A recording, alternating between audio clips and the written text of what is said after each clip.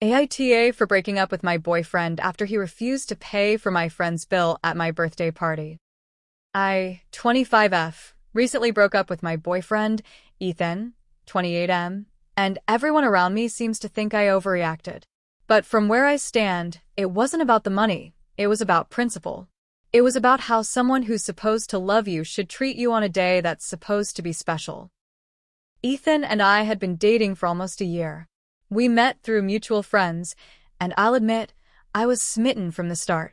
He was calm, mature, the kind of man who didn't play games. I'd been through enough heartbreak to appreciate his stability. He wasn't the flashiest guy, but he had a good job, was responsible with money, and always treated me well until my birthday. My 25th birthday was something I'd been excited about for months. It felt like a milestone, a quarter of a century. I didn't want a huge party, but I wanted to celebrate with the people who meant the most to me. So I decided to host a small dinner with my closest friends, just 5 of us, and of course, Ethan. A week before, I told Ethan my plan and asked if he could make it. He said yes, without hesitation. I also mentioned the restaurant, a nice rooftop place downtown that I'd been wanting to try. I was really looking forward to dressing up, taking pictures, and having a night to remember. The day finally came, and it started out beautifully. Ethan brought me flowers in the morning and a cute little necklace with my birthstone. It wasn't expensive, but it was thoughtful. We spent the afternoon together, and he was his usual sweet self. When we got to the restaurant that evening, my friends were already there. Everyone was laughing, taking selfies, and ordering drinks. The energy was perfect. I introduced Ethan to everyone, and he fit right in, or so I thought. We ordered appetizers, entrees, and dessert. It wasn't a wild night, just a cozy, happy dinner. But when the bill came, that's when everything went downhill. The waiter placed the check at the end of the table. Everyone kind of paused, waiting to see what would happen. My friend Nina whispered, "Ethan's got it, right?" Half joking but half expecting. I smiled awkwardly and looked at him. He picked up the bill, glanced at it, and then looked at me. "How do you want to do this?" he asked calmly. I laughed, thinking he was kidding. "It's my birthday." "I know," he said. "That's why I'm happy to cover your meal. But I didn't plan on paying for everyone else." The table went silent. My friends looked at me, waiting for my reaction. I could feel my face getting hot. "Babe," I said softly, "it's my birthday. It's kind of expected. Treating my friends too. It's just one night." He sighed. "I get that, but that's not really fair, is it? They ordered whatever they wanted. Some of them got cocktails and desserts I didn't even touch. Why would I pay for all that?" I could tell he wasn't being rude, he was just being logical. But at that moment, I didn't want logic. I wanted him to care. I said, "It's not about the money. It's about making me feel special. This dinner means something to me." He frowned slightly.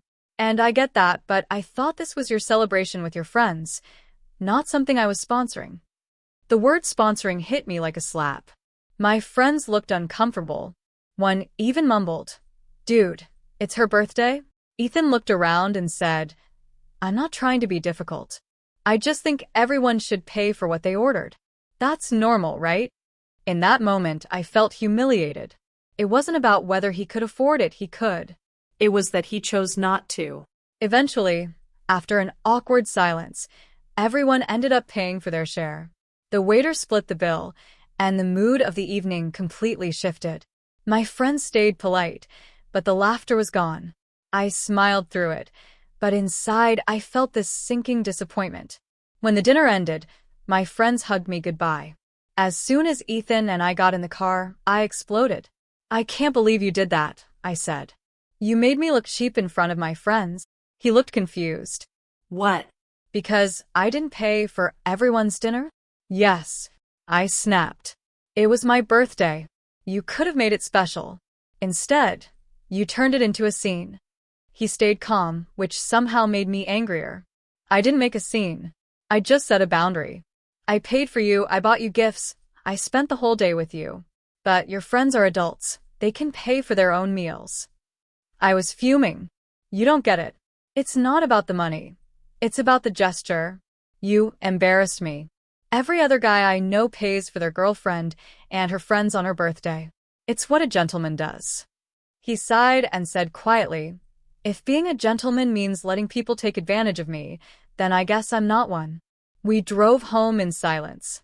The next day, he texted me asking if I was okay. I ignored him for hours. When I finally replied, I told him I needed space. I was hurt. I felt like he didn't value me enough to go the extra mile. My best friend, Nina, said, "Girl, he humiliated you. My ex used to cover everything on my birthday, even for my family. That's what boyfriends do." That made me feel validated, at first. But when I told my cousin about it, she said, "Honestly, Mia, you sound entitled.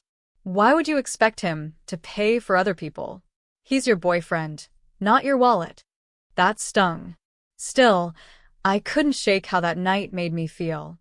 When I imagined a future with him, I realized maybe our values didn't align. I wanted a partner who'd go above and beyond for me, even in small ways. He wanted everything to be equal and practical. So, after thinking about it for a few days, I told him I wanted to break up. He looked genuinely hurt. "Over a dinner bill?" he asked. "It's not just the dinner," I said quietly. "It's about what it represents. You didn't even try to make it special for me.